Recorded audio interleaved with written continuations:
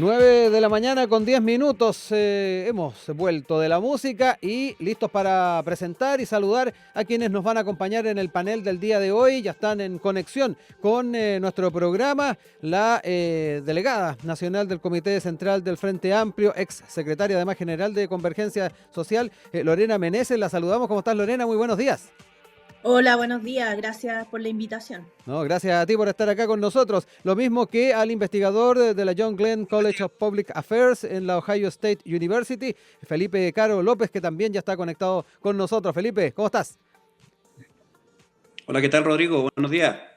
Gracias también por estar con nosotros en esta conexión y poder ir entrando entonces en estos temas que hemos propuesto el día de hoy. Y lo primero tiene que ver efectivamente con las reacciones que han habido en el país y particularmente desde el gobierno a lo que fue esta resolución que dio a conocer el Tribunal Supremo de Justicia en Venezuela respecto a la elección presidencial en Venezuela del 28 de julio, ratificando entonces los resultados que se habían dado en principio, el triunfo de Nicolás Maduro. Esto, ya lo decíamos, trajo reacciones y en particular nos vamos a quedar, para empezar también esta conversación, con lo planteado por el presidente Gabriel Boric, particularmente en su cuenta de X. Ahí él dijo: hoy el Tribunal Supremo de Justicia de Venezuela, refiriéndose a ayer, termina de consolidar el fraude. El régimen de Maduro obviamente acoge con entusiasmo su sentencia, que estará signada por la infamia.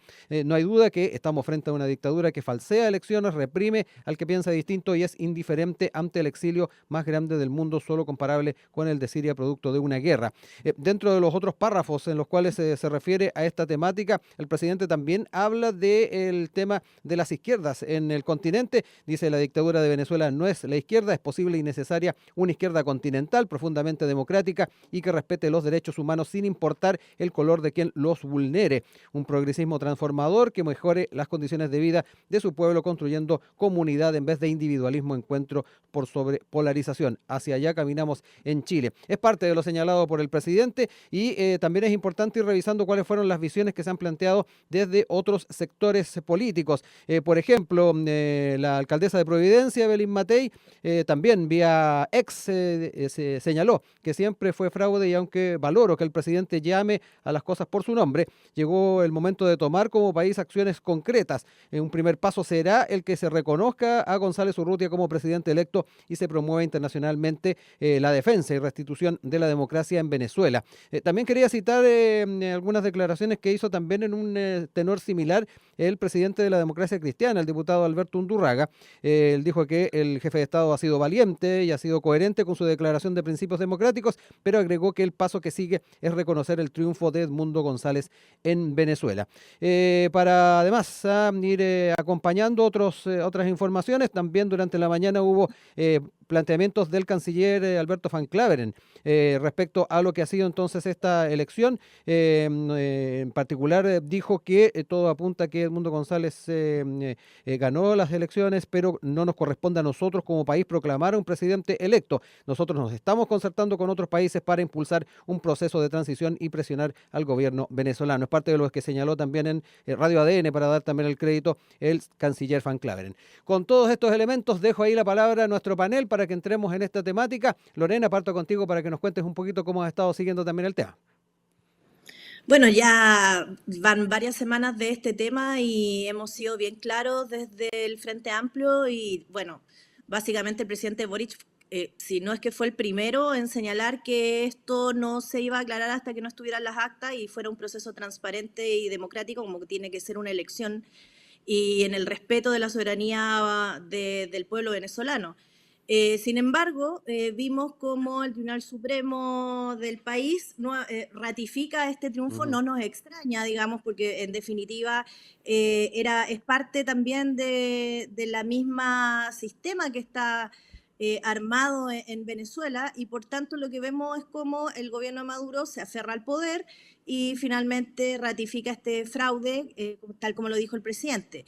Yo sé que a la derecha le gustaría que nosotros desde el Frente Amplio estuviéramos desde el primer día incendiando las banderas y cortando relaciones con Venezuela, pero también hemos sido cautos, tal como lo dijo el presidente, porque tenemos que ir matando y siguiendo los pasos que significan una relación también diplomática con el Ujú. país. Recordemos que tenemos que también un tema de migración ahí que es bastante delicado y por lo tanto es importante que todos los pasos que vaya siguiendo el gobierno de Chile sean con cautela y sean también respetando las distintas instancias. Ahora, respecto a lo que dijo el canciller, yo comparto plenamente, creo que esto tiene que ser una transición pactada, ya lo hemos dicho en otras declaraciones también Ujú. como partido y también algunos diputados de nuestro partido lo han dicho, básicamente porque Venezuela es un país que está fracturado hoy día y tanto en lo político, en lo económico, en lo social. Y por lo tanto, esta transición debe ser conversada. Creo que ahí es muy relevante lo que países como Brasil y el mismo Chile Ujú. puedan hacer, porque aquí no es solo la salida de Maduro, sino que también toda la camarilla que tiene dentro del régimen. Ujú. Felipe, voy contigo también para que me cuentes un poco la apreciación preliminar que tienes. Ahí Lorena daba cuenta también de las posiciones que se ha tomado desde el Frente Amplio respecto a este tema, pero también me interesa saber tu valoración de lo que ha planteado el presidente y también estas visiones y reacciones que han habido en distintos sectores políticos. Yo mencionaba a la alcaldesa de Providencia, también al presidente de la ADC. Te dejo ahí la palabra. Sí, o sea, las palabras y la perspectiva que aplica el presidente es la correcta. Ahora, es difícil poder establecer algún punto intermedio en una de las elecciones, creo yo, que ha sido más monitoreada desde un control de los organismos internos y externos dentro de Venezuela. Eso se ha logrado principalmente gracias al desarrollo de las redes sociales y de la forma de control también que se han empezado a implementar. Yo entiendo que es abiertamente complejo porque después de todo el proceso, el pink-tide, como se conoce, que es toda esta revuelta hacia gobiernos de la centroizquierda y gobiernos de izquierda en América Latina, desde el año 99, 2000 en adelante, el gobierno venezolano y básicamente toda la propuesta internacional que empezó a desarrollar en su momento Hugo Chávez a través del que formaron en el nuevo sustento ideológico, político y académico de gran parte de la izquierda latinoamericana para proyectos similares.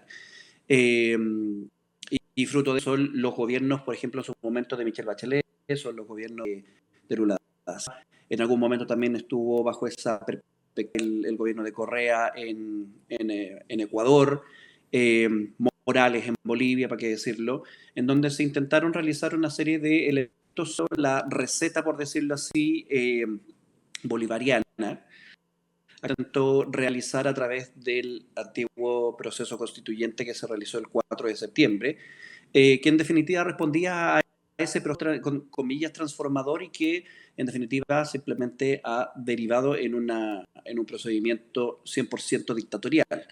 Ahora, es importante también el punto de vista que establece el presidente al establecer de que en América Latina no existe una sola izquierda, sino que existen dos izquierdas, dando cuenta de que existe una nueva generación de políticos y de dirigentes de la centro y de la izquierda plenamente como tal, que efectivamente ya no ven a la democracia solamente como un instrumento intermedio para llegar al poder, sino que lo ven como una necesidad para poder mantener el sistema y las instituciones del gobierno. Ahora, ¿cuál es el problema? El problema es que estas izquierdas, hay una que está dispuesta a pasar por un proceso de transición democrática para llegar al poder y posteriormente hacer una deriva autoritaria y en muchas ocasiones derivas dictatoriales. Esto es lo que ha sucedido, por ejemplo, en Nicaragua también, que lo dejamos bastante de lado a pesar de que está en un procedimiento muy similar al que tiene el venezolano, básicamente porque no tiene la repercusión, es un país mucho más pequeño y por lo mismo también el impacto en las olas migratorias son. Pero sin lugar a dudas se queda la izquierda latinoamericana bastante huérfana en términos de nuevamente mostrar de que sus proyectos políticos normalmente derivan en gobiernos autoritarios. Y eso es complejísimo. Es complejo porque en realidad el principio básico de poder estructurar un proyecto político democrático significa que en algún momento tienes que estar dispuesto a perder y a entregar el Ujú. poder. Y muchas veces el procedimiento o el proyecto político de la izquierda latinoamericana, que ha sido también una constante a lo largo del siglo XXI, es que en muchas ocasiones tiene esa complejidad, desde mi perspectiva, mucho más moral para poder hacer básicamente por lo vivido de manera histórica a través de los gobiernos militares durante los años 80. Hay una generación completa que se lo transmitió a la generación actual, donde poseen una especie de superioridad moral para poder gobernar, porque en realidad es parte de los procedimientos prácticos de esta reparación histórica que tuvieron que vivir por vivir bajo gobiernos autoritarios. Entonces, esa deriva también ha generado una especie de justificación por parte de muchos actores de que en realidad cualquier tipo de oposición, desde la perspectiva que sea, tiene características de ser características de ser golpista, etcétera, que es un discurso bastante recurrente y que ya prácticamente no tiene ningún sentido dentro de la lógica de Nicolás Maduro. Pero, o sea, resumiendo, la postura del presidente es la correcta porque básicamente no le queda otra. Y todavía queda un proceso interno dentro de las fuerzas oficialistas dentro de nuestro país para poder generar esta separación efectiva de aguas. Porque en realidad, desde una perspectiva de coherencia y proyección de un proyecto político, si tú tienes dos fuerzas de izquierda, una que está de acuerdo con gobiernos autoritarios y una que está en contra de gobiernos autoritarios, a lo largo del tiempo estas fuerzas tienen que diverger y empezar a desarrollar proyectos políticos distintos. Ujú. Y eso todavía falta que viva el oficialismo y que yo creo que lo va a Sí. vivir una vez que pierda el poder. Lorena, varios puntos ahí a tocar contigo a propósito de las reflexiones que hacía Felipe. Por un lado, efectivamente, lo que va a ocurrir también con las posiciones que tomen las izquierdas en el continente a propósito de este matiz que el propio presidente Gabriel Boric ha hecho. Un tema que también no ha estado ausente en las declaraciones que se han hecho en las últimas horas. Hablábamos del canciller Van Claveren, él también habló respecto a las posturas del PC respecto a este tema. La verdad es que yo no entiendo las dudas del Partido Comunista, pero les corresponde a ellos aclararlas. Esa es parte de lo que decía Van Claveren durante esta mañana. También en el programa que nos antecede en Línea 1, Lautaro Carmona también ahondó un poco en las posturas del PC por la crisis en Venezuela. Vamos a hacer saber esas opiniones y la vida dirá si fue un atraso o no. Lo podemos despejar en las próximas horas. Es parte de lo señalado. También dijo: yo no siento presión. Si alguien la está ejerciendo, no sé si la está canalizando correctamente, pero siento que hay miradas distintas. Dejo esos dos puntos de vista también planteados durante la mañana para ir acompañando también tu visión, Lorena, de lo que también deja para las izquierdas y las definiciones que se hagan también en Chile respecto a esta polémica. Sí, mira, yo primero señalar que el presidente Boric tomó esta posición no porque es lo que le queda, sino porque tiene una convicción profunda, así como la tenemos nosotros, de lo que significa el respeto por la democracia. Y este respeto por la democracia no solamente tiene que ver con lo que sucede fuera de nuestro país, sino que también en nuestro país, obviamente. Lamentablemente parece ser que las dictaduras de derecha parten con un golpe militar, entonces creo que ahí hay diferencias que son bien radicales, digamos. Pero al margen de aquello, creo que lo importante aquí es ver cómo se va a generar esta salida del régimen de Maduro. Insisto que debe ser una cuestión que tiene que estar conversada con los países de la región, porque en definitiva somos también aquellos los que estamos recibiendo probablemente una nueva ola migratoria, ya se ha hablado de esto, y que tenemos que entonces tener una coordinación, un orden que nos permita también acoger o ordenar, digamos, mejor dicho, lo que va a significar la nueva salida probablemente de venezolanos. Y en ese sentido, creo que el gobierno ha ido un paso más allá, el presidente ha ido un paso más allá y eso significa delimitar efectivamente lo que significa ser un proyecto de izquierda. Un proyecto de izquierda no se aferra al poder. Lo hemos visto también, tenemos, por ejemplo, el proyecto que bien representa a Mujica en Uruguay, digamos. O sea, es un proyecto que no se va a aferrar al poder, ya lo dijo el presidente, voy a entrar con poder y voy a salir con menos poder del que fui, el presidente Boric me refiero, y por lo tanto creo que esto de tratar de diferenciar como las izquierdas o las izquierdas que creen o no creen en la democracia, yo creo que es una falsa dicotomía, porque en definitiva hoy día, como tal señalaba Lautaro Carmona, probablemente vamos a tener ya una declaración del Partido Comunista, no sé en qué línea, pero creo que eso es una cuestión que tienen que definir ellos como partido. Pero insisto, creo que aquí lo importante es cómo el Estado de Chile se plantea respecto de una situación que es una situación grave para un pueblo hermano como el venezolano, y en esto quiero pedir también que la derecha tenga altura de miras y no hacer estas declaraciones incendiarias que hemos visto, por lo menos al menos de dos candidaturas a alcaldes, como la de Desbordes y de Rubilar, que parece ser que estuvieran tomando esta bandera como una bandera de un relato electoral para las municipales. Yo creo que en esto tenemos que ser bastante más serios y más profundos en nuestras declaraciones. Felipe, vuelvo contigo y junto con lo que le planteaba recién a Lorena, estas posiciones que también se han estado tomando en la política interna, el factor Lula da Silva obviamente va a ser importante a la hora de ir analizando la forma en que se van canalizando las soluciones y las propuestas que surjan de la comunidad internacional. Quiero sumar ese elemento también para que podamos incorporarlo, Felipe. No, definitivamente. No, solamente comentar que, bueno, la perspectiva que tiene Lorena es respetable, pero bajo mi lógica es errónea.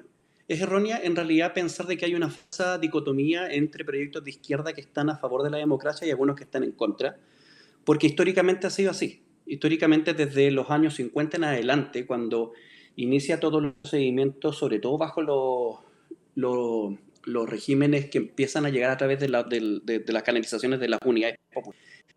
Siempre ha habido una dicotomía interna que es histórica dentro de las izquierdas en América Latina, donde hay algunas que están por la tesis de llegar al poder e establecerse en el poder de manera constante a través de la dictadura, porque eso es parte también de las teorías básicas que tienen distintos tipos de movimientos, distintos tipos de partidos políticos en izquierda. Entonces aquí no hay una falsa dicotomía, que hay una dicotomía que existe porque es un proceso de transformación histórica y que en realidad, si uno lo mira desde una perspectiva más sociológica, pues de las dictaduras de centro derecha, la inmensa mayoría, militares que se dan durante los años 80 y los 90 en América Latina y después de lo que se da bajo los controles de Menem, por ejemplo, los controles de Fujimori, es ahí cuando las izquierdas revalorizan el concepto y el valor de la democracia no como un instrumento intermedio, sino como un elemento efectivo para poder mantener las instituciones democráticas que son bastante débiles en América Latina.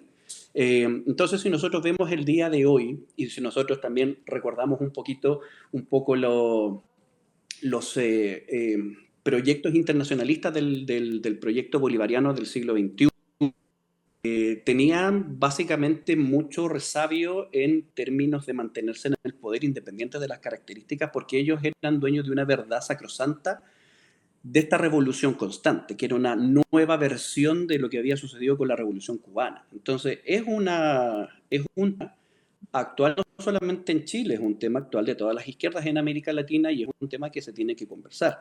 Porque hay izquierdas que son autoritarias, con todas sus letras, y de hecho están en el gobierno actualmente en Venezuela y en Nicaragua. Y hay muchos partidos políticos en América Latina que tienen que están dispuestos a llegar al poder, sea por vía armada, o sea por vía democrática, la inmensa mayoría, y después no soltarlo. Entonces, eso es efectivamente una dicotomía que existe. Dicho sea de paso, y tomando la pregunta que me haces tú, Rodrigo, es un tema también que rescata Lula da Silva. Recordemos que Lula da Silva en su momento también es parte de esta izquierda latinoamericana que lucha a través de la vía violenta para llegar al poder y que en realidad también tiene que sufrir una serie de elementos personales para poder cambiar su estructura de pensamiento a través del Partido de los Trabajadores, y cuando llega al poder en Brasil en realidad tiene que hacerlo bajo las perspectivas democráticas, que son abiertamente quejas en un país tan grande como Brasil, que siempre se ha determinado como el gran líder del continente. Ahora, ¿cuál es la problemática? Que los grandes líderes del continente, básicamente Brasil, Colombia y México, tienen una problemática fuerte y real para poder establecer una negociación con Nicolás Maduro, porque antiguamente tenían una relación bastante fluida y bastante positiva del proyecto chavista bajo el control de Hugo Chávez y también bajo el control de Nicolás Maduro, por lo menos los primeros años. Petro en Colombia tampoco está tan alejado del concepto original, considerando también su pasado como guerrillero. Entonces hay una contradicción interna muy grande para poder establecer este nivel de negociación. Y en realidad también se nos está olvidando un tema súper importante. La mayoría de los venezolanos después de Colombia están migrando a Estados Unidos. Y Estados Unidos se ha formado también en uno de los pilares fundamentales para poder lograr un proyecto de negociación y esta famosa transición, que nosotros como chilenos siempre damos el ejemplo de la transición que se pactó durante los años 80, a principios de esta transición entre el gobierno de Pinochet hacia los gobiernos de la Concertación, que en realidad lo primero que se requiere es el beneplácito, por decirlo así, del gobierno de Estados Unidos, porque es el único que tiene un poder real a nivel internacional para poder ofrecer lo que está pidiendo el régimen de Maduro, o por lo menos la cúpula del régimen de Maduro, que es impunidad, la lógica de poder salir del poder y de poder establecerse en algún país o en alguna en particular en donde ni siquiera la comunidad internacional a través de las cortes internacionales, sobre todo considerando que ya es un hecho que hay una violación de los derechos humanos de Venezuela, y que ellos puedan contar con esa impunidad a lo largo del tiempo. Entonces, es complejo, considerando también que acá estamos en un proceso electoral, es complejo poder sostenerlo si es que cambia, por ejemplo, el gobierno a los republicanos, que claramente hay una lógica mucho más de fondo. Y por lo tanto, Nicolás Maduro, que tiene hasta enero, dicho sea de paso, todavía para poder asumir formalmente el poder, necesita una negociación que le dé esa estabilidad, y también necesita una oposición venezolana que esté dispuesta a entregar esa impunidad a lo largo del tiempo. Porque si no, el incentivo para dejar el poder no existe. 9:35 a.m, de vuelta acá en Enlace USACH con nuestro panel de este día viernes, cerrando la semana, junto a quienes nos han acompañado durante esta jornada, Felipe Caro López, investigador de la John Glenn College of Public Affairs de la Ohio State University, y con Lorena Meneses, delegada nacional del Comité Central del Frente Amplio y también ex secretaria general de Convergencia Social. Nos vamos a los temas vinculados a la agenda de seguridad y particularmente, como lo decíamos en la introducción del programa, entrando en las críticas que se han hecho a la forma en que se ha estado enfrentando este tema por parte del Ejecutivo. Muchos recordarán lo que empezó a detonar esta situación, que fueron las declaraciones de la senadora y presidenta del PS, Paulina Bodanovich, ahí que en su momento estuvo haciendo obviamente las críticas a la política contra la acción criminal del presidente Gabriel Boric. Decía que de reuniones estamos todos cansados. Luego fue matizando obviamente los dichos, pero esto quedó dando vuelta en la esfera política y han habido otras visiones en una línea similar. Por ejemplo, en la tercera estuvo dando algunas declaraciones la alcaldesa de La Pintana, Claudia Pizarro. Ella señaló particularmente que siente que al presidente le falta más liderazgo, siento que le falta golpear la mesa, también allanarse a los consensos que se demandan, y finalmente creo que aquí no podemos seguir solos trabajando, sino que necesitamos de más personas, más instituciones, y es lo que hemos reclamado siempre. Dijo que el presidente debe enfocarse en este tema tan importante que todas las encuestas dicen que es la seguridad. Pongamos los recursos en seguridad, pongamos énfasis en seguridad y pongámonos todos nuestro tiempo para avanzar en esto. Hablaba de recursos, algo que también señaló en otra conversación con medios de prensa el senador Iván Flores, también de la Democracia Cristiana, donde de alguna manera se sumó también a las críticas al gobierno en seguridad, pero apuntó también algunos dardos al Ministerio de Hacienda. Al ser preguntado respecto a cuáles son los apuntes que hace respecto a Hacienda, sostuvo que el problema claramente lo tenemos en la DIPRES, la Dirección de Presupuestos, que depende obviamente de este ministerio. Sostuvo que el problema está en la disposición de los recursos. Una cosa es el anuncio que puede hacer cualquier presidente y otra es el gasto efectivo.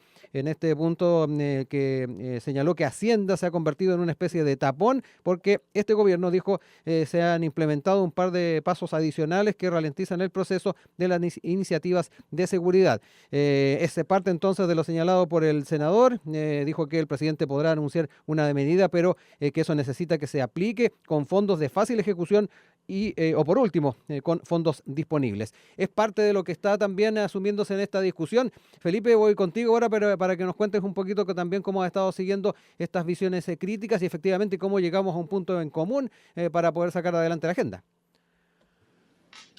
Sí, aquí nosotros nos encontramos con varios aspectos multivariables, por decirlo así, para poder diseñar una política pública, sobre todo desde la perspectiva de la efectividad de la misma.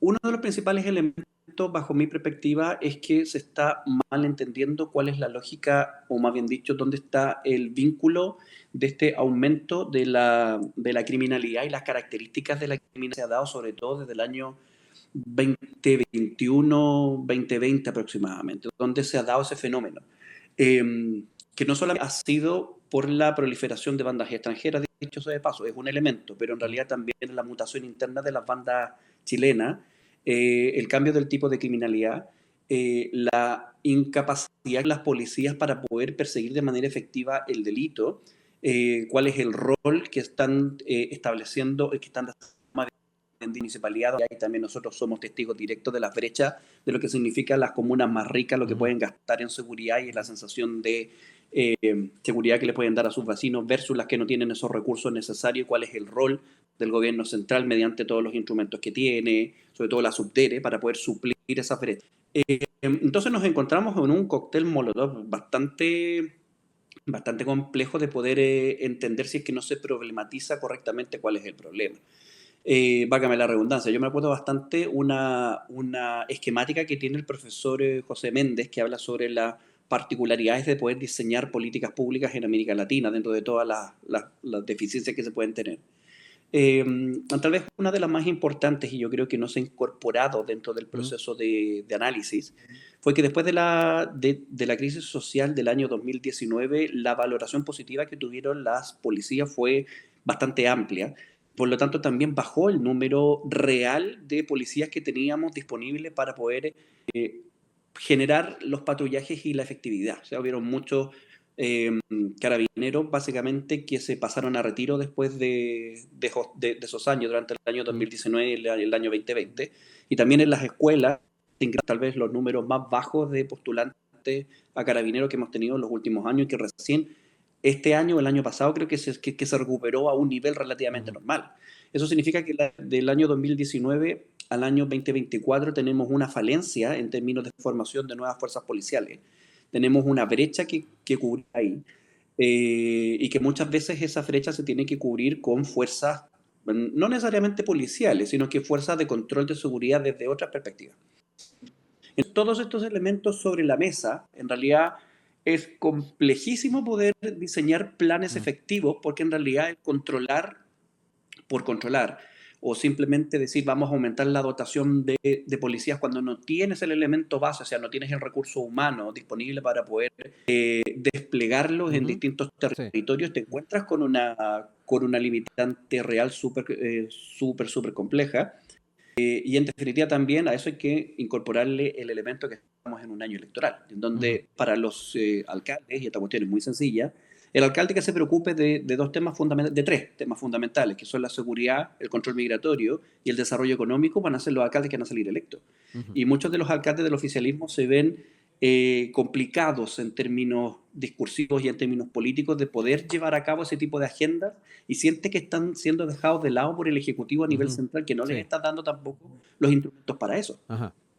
Lorena, te dejo ahí también la palabra para entrar en este tema, no solamente las opiniones que recién mencionábamos de la alcaldesa Pizarro, también del senador Flores. Quería tocar también una declaración que hizo Lautaro Carmona también en Línea 1 hace un rato. Él dice que no comparte en absoluto estas críticas al presidente en este ámbito, entrar a relativizar el papel que el presidente Boric ha jugado en esto. Creo que es un flaco favor. Ahí también para ir también entregando otras de las visiones. No sé cómo lo ves tú, ahí también ponía el tema de las capacidades de las policías en cuanto a contingente, Felipe, y además el contexto de estar en un año electoral que, digámoslo, es obviamente un elemento a tomar en cuenta. Sí, mira, este tema tiene varias aristas. Primero, creo que la alcaldesa Pizarro cumple perfectamente su rol como primera autoridad comunal y solicitando más recursos para su comuna. Y también quienes conocemos la realidad de la población, por ejemplo, Santo Tomás, que ella menciona en su entrevista, sabemos que la complejidad va más allá de lo que pudiera estar haciendo hoy día solamente Carabineros, digamos. Y perfectamente uno pudiera pensar en que se haga un ajuste para ciertos sectores de la región metropolitana que tiene que ver con intervenciones que sean mucho más multidisciplinarias, un poco lo que se hizo en La Legua, lo que se hizo Bajo de Pena. Pero lo que no comparto con la alcaldesa es su crítica a la falta de liderazgo del presidente Boric, todo lo contrario. Creo que ha sido el presidente que en los últimos años ha tenido más liderazgo respecto del tema de seguridad y eso se ve en acciones absolutamente concretas. Hoy día en la región metropolitana hay más de 900 efectivos de carabineros.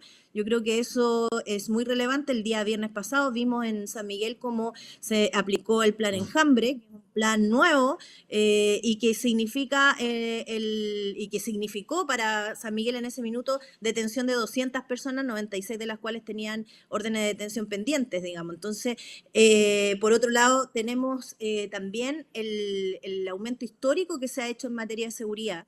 Eso está ya varias veces analizado en distintos paneles de radio, en lo que se ha dado en entrevistas, pero también tenemos lo que está haciendo la Subdere y en ese sentido recojo lo que decía Felipe, o sea, el plan de Calles sin Violencia también en alguna de sus aristas incluye lo que es la recuperación de los espacios públicos, por ejemplo, que se hace coordinado con la Subdere y a través de los recursos que la Subdere ha entregado. En el caso del plan Calles sin Violencia, que es para bajar la tasa de homicidios, digamos, si bien no se ha logrado plenamente en la región metropolitana, creo que efectivamente muestra el liderazgo del presidente Boric que se manifiesta a través de las acciones que han cumplido el subsecretario Monsalve y la ministra Toá. Y por lo tanto creo que esa crítica no la comparto, creo que debe ser mucho más objetiva en términos de lo que realmente y los datos que hoy día tenemos nos demuestran que si alguien ha presentado liderazgo o ha presentado acciones concretas ha sido el presidente Boric. Por otra parte, tenemos también la agenda legislativa. Sí. Ustedes saben, existe el fast track legislativo por el tema de seguridad 2.0, creo que así se llama, y que ha estado bastante más lento de lo que se esperaba, digamos. Sin embargo, a lo menos la ley esta que regula la entrada y salida de delincuentes probablemente tenga acuerdo, porque es un proyecto que había planteado la derecha. Sin embargo, en todos los proyectos que plantea el gobierno se han ido enredando. Y eso también es importante que esté en el debate público, para que sepamos por qué se van enredando, porque finalmente todas estas aristas que tiene el problema, que es muy complejo, también tiene que ver con que el Estado no se había hecho cargo en los últimos años de esta situación que ya se veía venir, tal como decía Felipe y nos daba las cifras, los años, etcétera, en que esto es un problema que hoy día está en la agenda, está en primera línea de la agenda, pero que efectivamente en el caso, por ejemplo, de los alcaldes en año electoral, es bien difícil que puedan cumplir cuando en realidad ninguna de las tres cosas que señalaba Felipe forman parte de las atribuciones de los alcaldes, digamos. O sea, ni el control de la seguridad pública, ni la detención del narcotráfico, ni el control migratorio, digamos. Entonces, ni las bandas. Por lo tanto, creo que tenemos que fijarnos bien en cuál es la agenda que está llevando el gobierno, cómo estamos avanzando en eso, y que evidentemente falta, digamos. O sea, hoy día a la mañana creo que encontraron más muertos en distintos sectores de la región metropolitana, por lo tanto tampoco somos ciegos y sabemos que hay que seguir reforzando, seguir avanzando, pero sí creo que se está yendo en la línea correcta. Aprovechemos este tiempo que nos queda para ir cerrando ideas también. Felipe, te dejo ahí la palabra para hablar de aquello. Ahí hizo también algunos matices respecto al quehacer municipal. Lorena, hablemos también de aquello.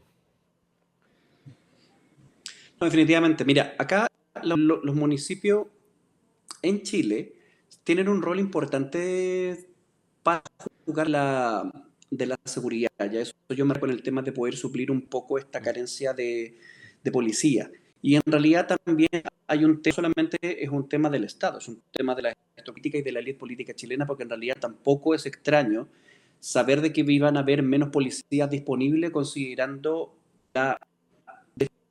prestigio constante y también la parte del discurso del desprestigio que hubo, por lo menos en contra de las policías hasta el año 2022, que eso también es un elemento a considerar. Era lógico que iban a haber menos policías y en realidad tampoco se tomaron las decisiones correctas en aquel momento para incentivar y que iba a cumplir estas labores preventivas. Pero más allá de eso, Los municipios tienen un rol activo que jugar, muchos de ellos también podrían hacerlo a través de las asociaciones de municipalidades por la seguridad, que en realidad son instituciones privadas bastante efectivas a la hora de poder ser parte de este proceso de escalamiento. Es hora también de discutir otro tipo de atribuciones que se les deben entregar a los inspectores municipales. Nosotros sabemos que la ley de seguridad privada, por ejemplo, hace una diferencia entre lo que es un guardia de seguridad, entre lo que es un vigilante. En realidad, ¿por qué no empezar a incorporar vigilantes dentro de los procesos municipales plenamente como tal? Eso significa también un cambio legislativo. ¿Por qué no incorporar nuevas tecnologías, el uso de armas teaser, por ejemplo, que está en Estados Unidos, tanto ¿Eso por implicaría, policías perdón, locales? Felipe, hacer eco de lo que ¿Mm? decía el senador Flores a propósito de los recursos? En parte sí, porque en definitiva, a ver, existe un elemento que es legal, que se tiene que ver directamente con la constitución de nuevas leyes a través del Congreso, pero existen también unas armas administrativas que son las con las que cuenta directamente el Ejecutivo. Ahora, no es entregar recursos por entregar recursos, sino Ujú. que hay que entregar recursos en base a una planificación y eso también significa poder entregar ciertas atribuciones. El tema es sencillo, los alcaldes están pidiendo más recursos, pero más recursos ¿para qué? Solamente para la instalación de cámaras, de drones, para poder suplir, por ejemplo, un tipo de deficiencia tecnológica, por ejemplo, con la que cuenten, no lo sé, los policías o que cuenten el ejército. Por ejemplo, hace muy poquito salió una noticia que en el ejército de Chile para el control de la frontera se les compraron unas quads, o sea, que son necesarias para ese tipo de patrullaje, y esas quads deberían haber estado disponibles desde el momento cuando se definió que las Fuerzas Armadas también estuvieran ahí presentes para el apoyo. Porque al final el tema es, vamos a gastar los recursos, pero en base a qué planificación. Y eso Ujú. también tienen que tomarse en decisiones que son administrativas. Por ejemplo, insisto, el uso de las armas Sí. teaser no es 100% necesario que pase por una ley, tiene que pasar también por un reglamento, y para eso tiene que existir una voluntad política de poder empoderar a los alcaldes a que tengan este tipo de eh, vigilantes, ojo, no son guardias de Mm. seguridad, con unidades especiales para poder combatir ciertos elementos del crimen organizado. Hay una unidad especial que se creó acá en Estados Unidos específicamente para poder controlar al Tren de Aragua. Entonces, ese tipo de experiencias internacionales también podrían ser interesantes de replicar a nivel chileno, Ujú. y para eso no es necesario que pase por el Congreso. Hace falta simplemente generar una buena planificación, tener los recursos disponibles, efectivamente, como dice el Flore, pero eso en el marco de un plan efectivo y con una decisión Ujú. estratégica clara. ¿Cuál es la Ujú. decisión estratégica? Hay que incorporar otros actores. ¿Cuáles son esos actores? Los municipios. Y a esos municipios tienen que entregarles nuevas herramientas, nuevas atribuciones y, sin lugar a dudas, nuevos recursos. Ujú. Lorena, también ya para ir cerrando el panel, te dejo ahí la palabra para hablar también de estos puntos que señalaba Felipe en cuanto a la planificación, en cuanto a la participación de otros agentes a la hora de generar la estrategia de seguridad y obviamente también el poder facilitar los recursos, que es parte de lo que daba cuenta también el senador Iván Flores.